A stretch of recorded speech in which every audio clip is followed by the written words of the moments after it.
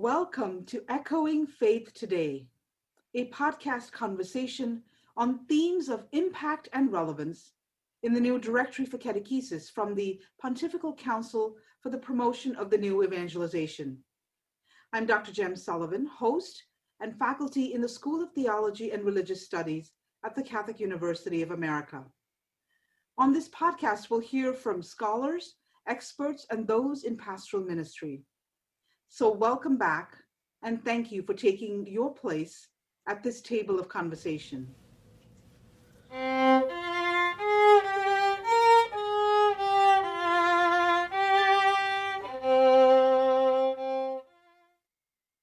Today, I'm delighted to welcome Dr. Julio Bermudez, professor in the School of Architecture at the Catholic University of America, where he directs the Cultural Studies and Sacred Space Graduate Concentration Program. He has taught architectural design, communication, and theory for 3 decades. His teaching and research is focused on architectural phenomenology and the relationship between architecture, culture, and spirituality. Let's listen to my conversation with Dr. Julio Bermudez. Dr. Bermudez, thank you so much for taking time to join in this podcast series focused on this recent Vatican document, the Directory for Catechesis. I'm so looking forward to our discussion. So welcome to the podcast. Well, thank you so much for having me. It's a pleasure to be in this podcast and look forward to talking to you. So, and welcome again. The new Directory for Catechesis is the third of its kind. The theme of space is one of the many new topics discussed in this third catechetical directory. Every culture and community, the document says, expresses and communicates itself through space. So please explore with our audience the relationship of a culture and community to the spaces it creates. Okay, this is more like a general question. In general, architecture and urban spaces have very different ways in which allow us as communities, as cultures, as societies to engage one another. It's very easy to see this as we, take a plane and go from North America here to, let's say, Europe or Africa or Asia. Each culture through millennia have found ways in which the particular ways in which we have arranged our interaction to express. So, for instance, is the patterns, let's say, of interactions in medieval Europe, which is kind of the highlight of many ways of Christianity, at least at some point, is fundamentally different. The way that the cities are patterns, our sacred space are organized, our market were put together, how small towns and the hinterland were arranged, let's say, with slum, which is relatively close by today's standards, few hundred miles separates Rome from Egypt. But of course, there is a lot more to that. I mean, the way that we organize our homes, for instance, kind of the source of every society's most fundamental ways of organizing human interactions are just often radically different. Let's say Japan compared, let's say, to Mayan culture. So I think it's pretty obvious in our days because, we have the opportunity to fly and cross the oceans, well, not so much in COVID-19 now, but usually. So we take it for granted, but this is a new understanding that really came relatively recent to humanity, and perhaps the Vatican II Concilium was the one that really took on this very seriously for the Catholic Church in the 60s. But of course, now we take it for granted. And nonetheless, it's something that rarely is much discussed in academia, for instance, at kind of deep level.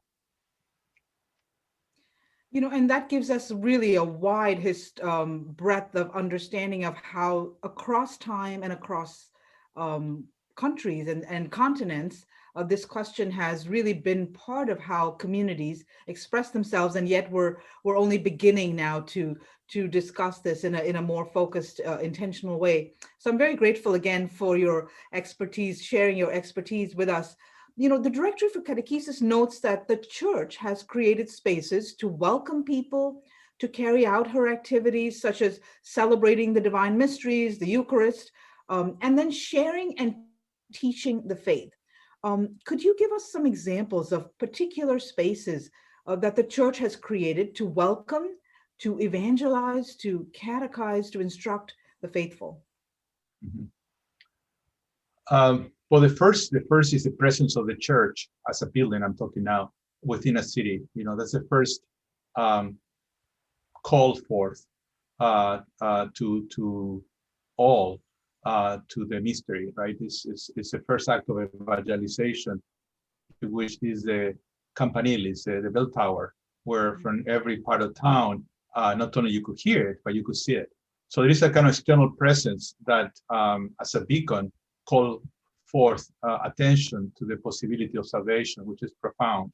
So there is already a catechesis in the very presence of the church, which usually throughout the ages is where people put the most amount of effort and economic, investment in communities. This is true, of course, in our faith as well, but we are focusing on the Catholic Church. So there is that dimension, kind of the external dimension. And often these churches, I'm thinking everywhere in the Catholic world, have plazas or squares across, which not only were really great places for pilgrimage and processions and celebrations, but definitely, especially in the times previous to technology, to address with different condition of weather. I'm thinking Latin America, particularly where the Native Americans were converted, and a lot of time masses and other teachings were happening really outdoors. Anyway, so there is that external dimension, and of course there is internal dimension, which we could talk more. But it was very intriguing because the document that we are really reviewing today talks about the narthex, and that's a very critical point because it's right after the doors.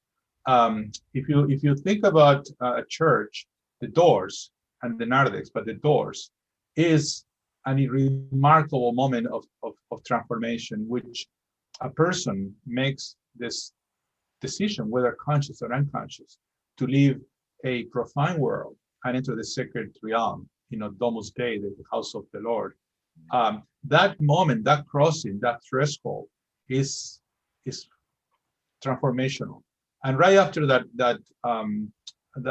decision of communing with something transcendent, both as God and as community, there is a narthex, which is yet another opportunity, which has always been used between the space of liturgy and the world of ordinary men, in which much of the conversation and the interaction between the ordained and the lay people of faith, and often the newcomers, but also the community itself, could engage in teachings and learning in the pedagogy of the mystery.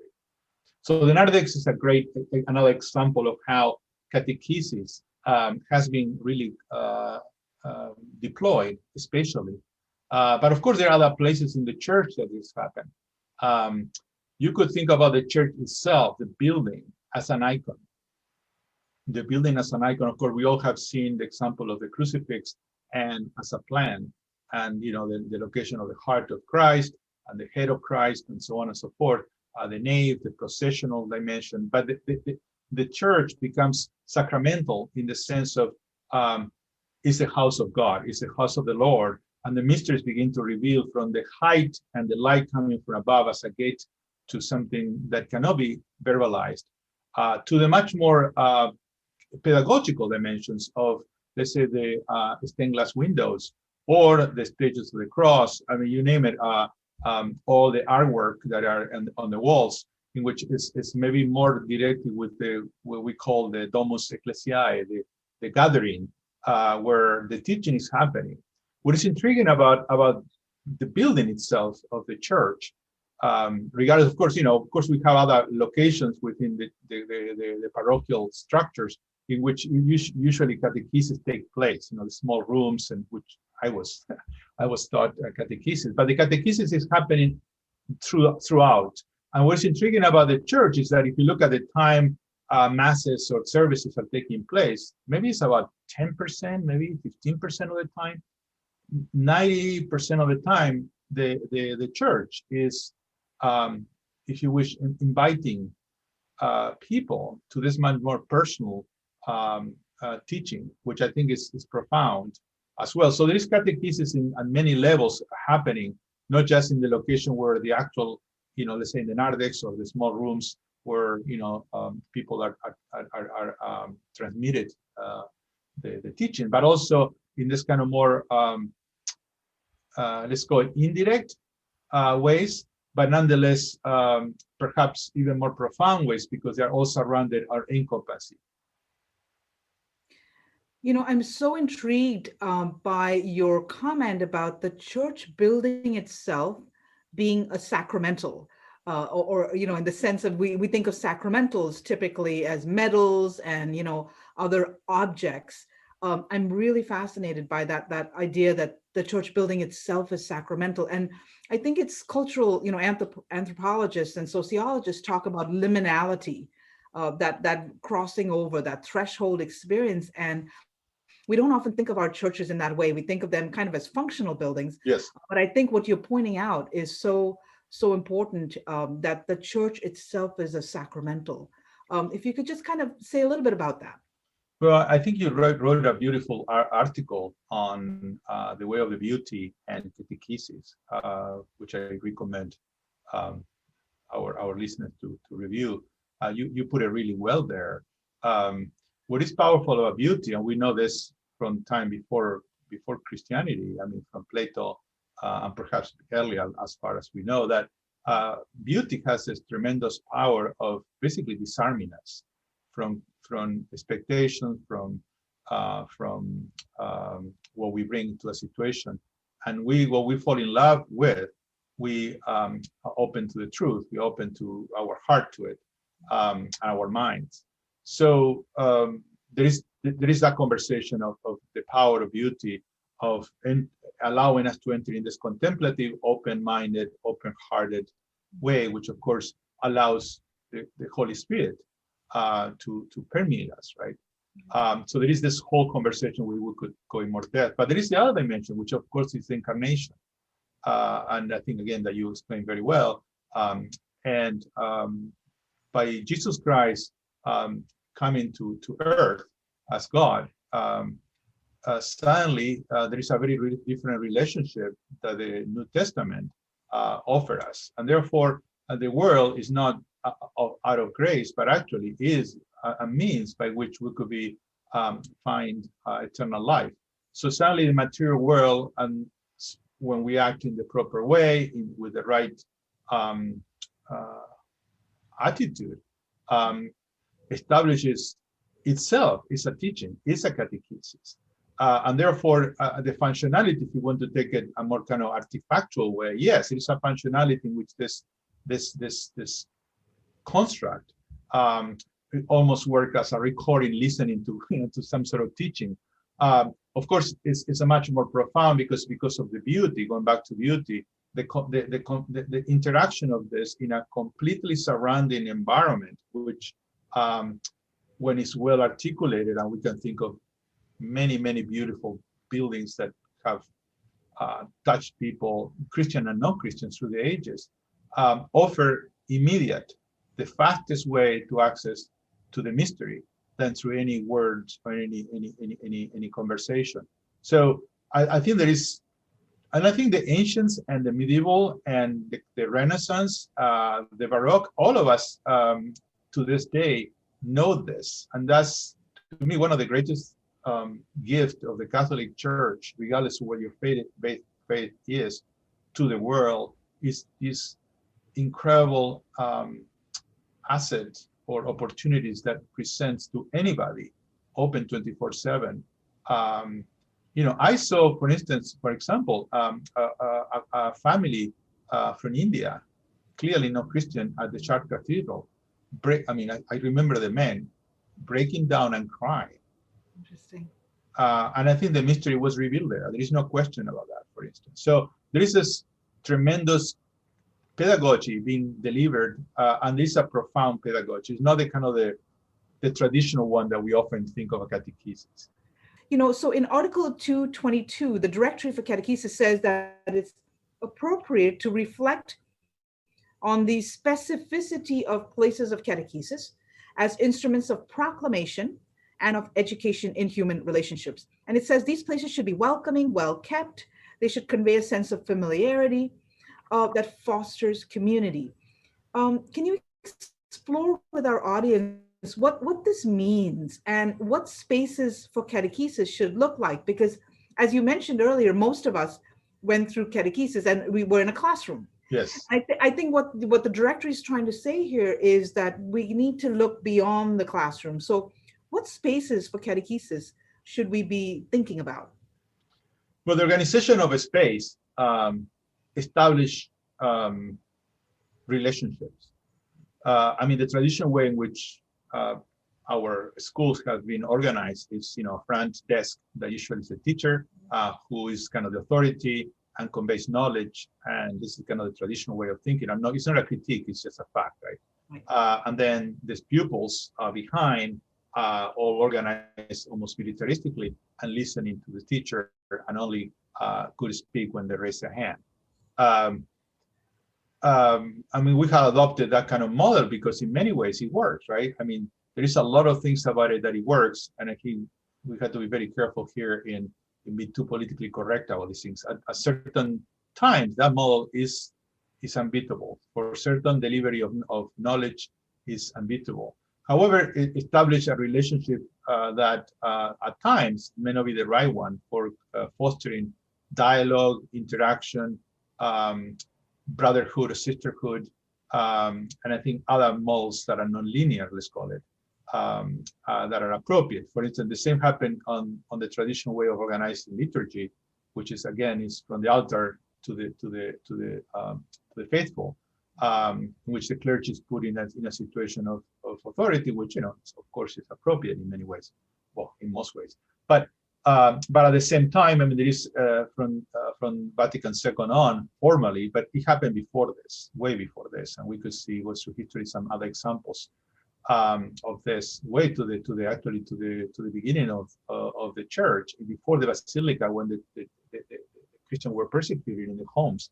That was not the way necessarily that, for instance, services were conducted or the faithful gathered.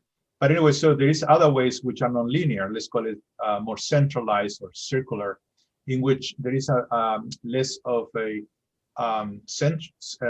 focal point, but it's a more distributed type of conversation. So this is just a very simplistic, if you wish, way of putting that. But I think that, for instance, suggests a different way of engaging. So that's kind of an organizational, spatial organizational device. But there is some other conditions, which I think the document alert us from. Okay, the catechesis doesn't need to happen necessarily on the church grounds or the parochial grounds, but should be extended to prisons, of course, home, offices. Where is it supposed to happen? Where is the teaching? Where is the transmission of the faith happening? For instance, when I live in Utah for a while, and I keep going there for a while, the Newman Center there, the Polish father, what he used to do, and it was pretty powerful.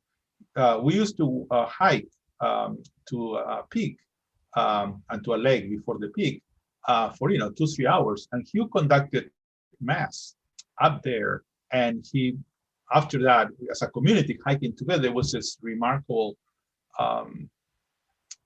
camaraderie and gathering, and there was so much teaching going on there.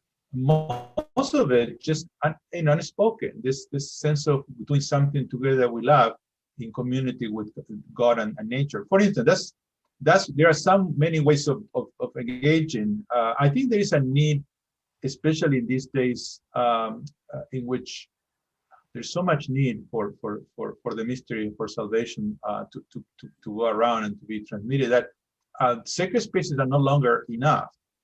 I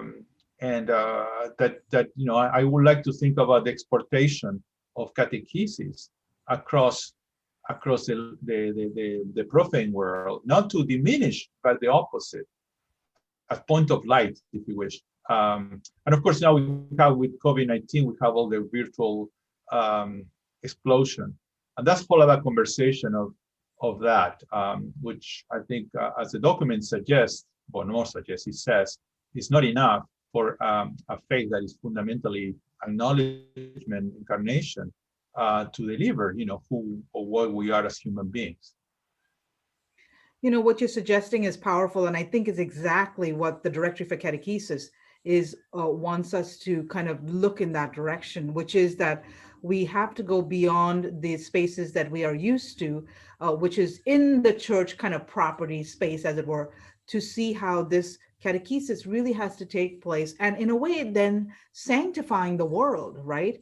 As you Yes. said, like, going out and creating spaces within the community, within nature.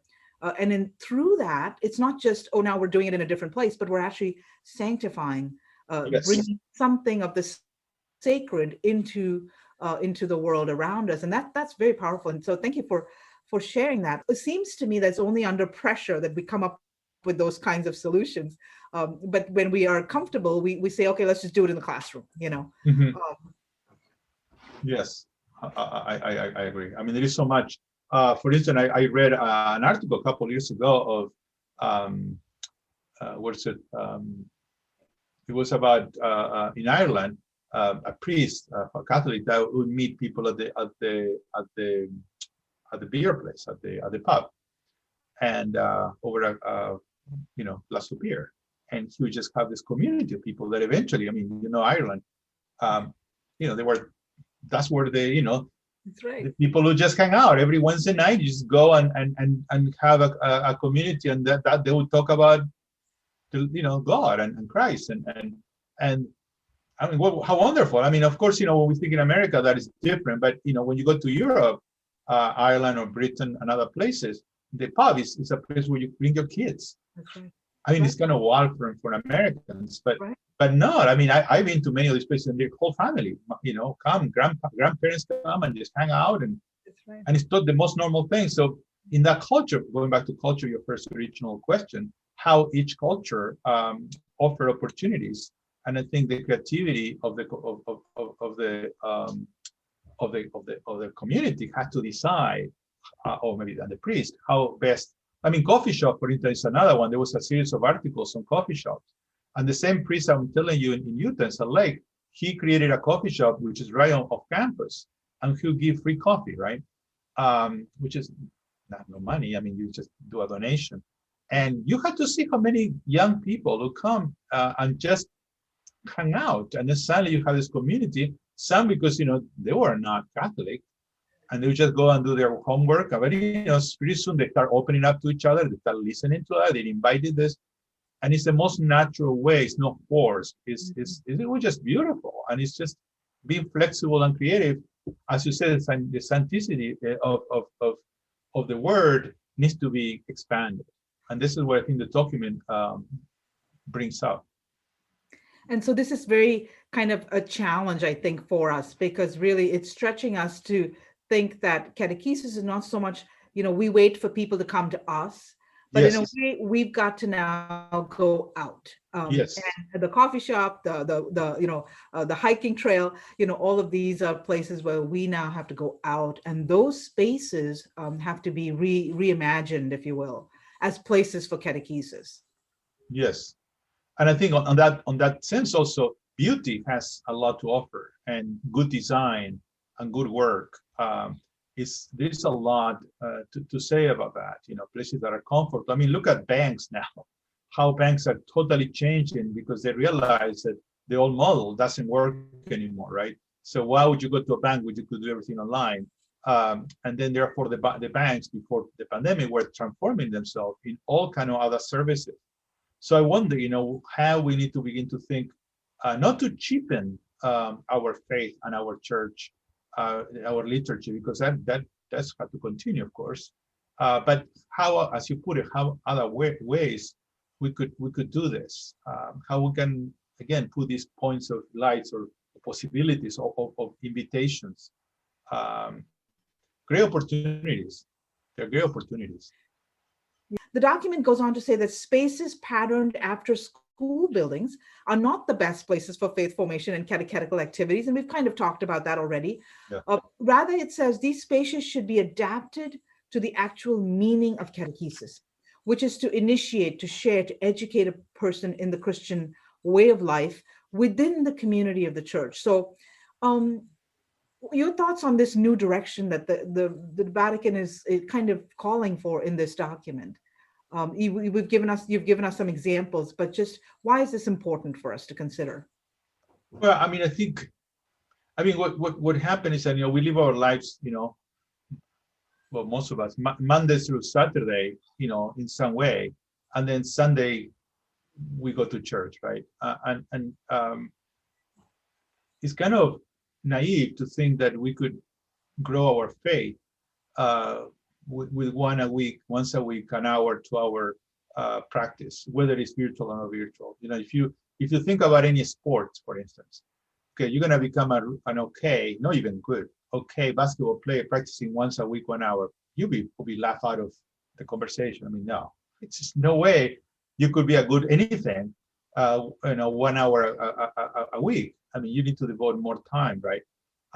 So the question is, what are the spaces? And literally spaces is there. We are embodied beings. We need a space. Even right now, I need space to do this, right?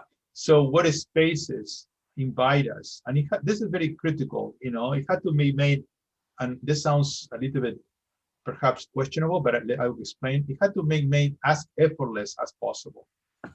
There is so much pressure right now for everybody, beside COVID-19, which is a whole other conversation. Families and mother, father, kids, grandparents, everybody's tremendous pressure that if we add one more ought to do to the list, it may just be too much. So the question is how we effortlessly create opportunities for people to practice, to practice Catholicism. And I think the great thing about architecture or space, that if in the right design, right format, is effortless. When you enter again a church, you make no effort. You are just hit, literally. The sensorium is completely overwhelmed, in the best sense of the term, by this reality, this otherness, which is God. It says utter otherness, the numinous. Now, this does not need to happen in the places that we are talking about necessarily, but there should be some sense of something larger than we are to operate. And that could be just the gathering itself of people, because it's more than me, right. But also could be perhaps done with design in some fashion. So I think this could be houses, of people, could be, as I say, airports. I mean, one of the worst thing about airports, well, now of course nobody's traveling, but I often have found myself that I wanted to do a prayer too, and you go to these chapels and they're just terrible places, right? And yet, before pre-pandemic, I mean, how many hours we're spending in airports, for instance? So there is all these opportunities that we have, in which I think the church, not just the authorities, but we as a community, lay people particularly, because we know this better than the ordained people. I mean, we know better than they do what will happen, right? We're supposed to. So how we could create these opportunities, like this priest creates this coffee shop okay, what are the opportunities there, and how we could bring that up. So to me, that's the creativity that needs to happen. So then the practice is not once a week, but it's more, and it's not, okay, now I need to do this. No, I'm going to the coffee shop. No, I mean, I live in coffee shop, right? I mean, I love it. So I just go to the coffee shop, and suddenly I talk to, Mary or whoever, and the community is strengthened, right?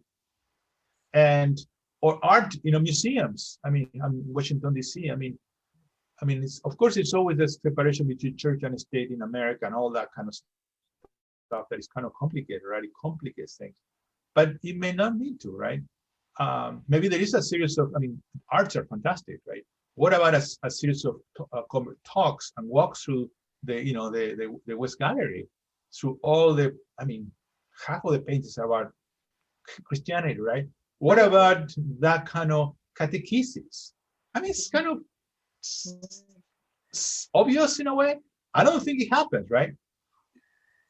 Actually, I used to be a docent at the National Gallery of Art for many years when I was a graduate student, and that's what I do with friends now. We just walk through the West when we could pre-COVID. We would just walk through the West Building and just look at paintings on the theme of Christmas or Yes. paintings on the theme of Easter or whatever. But that's another space that, because it's sort of removed from the church space. People don't often associate that as a Correct. place where you can actually reflect on your faith, you can share your faith, Yes. and perhaps even in some subtle way be a witness. Yes. In a subtle way, but and so I think people don't often think of those spaces as well as places where catechesis can really truly be happening. But as a docent, I no longer do that, but I often take friends down to the National West Building and we just walk through, the Renaissance galleries, and it's always like, that experience. They start out and they're kind of exhausted and tired, and at the end they're somehow awakened. The beauty of what they see does something to them, and I really like that point that you make about the effortlessness of it, that it can't be something that's forced, but it just, because it's allowing beauty to speak for itself, to really do what it does best, which is to awaken the spirit, right? To call us to transcendence. So yeah, that's really very well said. Yeah, I mean, yeah, the opportunities are great and the needs are great. And I think one of the outcome of this COVID-19, we are all starved for community and for, touching this kind of deeper way. I think there is a great opportunity as this substance, goes down, and hope soon, maybe 6 months, a year, whatever it takes. But I think there is great opportunity to tap into that. Really great opportunity to tap into this across the world. And I hope that we could make the best of it. But I think there is opportunities, plenty of opportunities. Right. Are there any other themes as we conclude, any other themes in the directory for catechesis that you wish to kind of highlight or just propose for further thinking and reflection Well, I think for our listeners? One thing I wanted to chat a little bit about was, and I think the question of ecology, Laudato Si, for instance, and how there is a teaching that happens out of how we build something. The act of building something. This was very well known in the Middle Ages. Now, in a way, we donate money and we just forget it, right? And I'm not saying it's wrong. I'm saying that's what we could do. That's fine. In the older time, people devoted their really skills and effort, and they build it. So the act of building something was an act of prayer, and that was an act of witnessing, literal witnessing. I mean, they were making it so with their blood. So what you make, the making is an important consideration here. And what we use to make things is also respect. And so there is this whole conversation, especially these days with what's happening to the world, from climate change to the environmental degradation, that I think it's a very important to bear that in mind, and part of the catechesis, which I think Pope Francis has been incredible to bring this very difficult conversation to the mainstream. So that's one other dimension.